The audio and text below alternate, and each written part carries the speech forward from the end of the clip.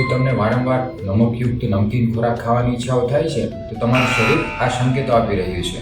પહેલું, low blood pressure. ઘણા લોકોમાં બ્લડ પ્રેશર ઓછું હોય તો પણ નમકયુક્ત નમકીન ખોરાક ખાવાની ઈચ્છાઓ થઈ શકે છે.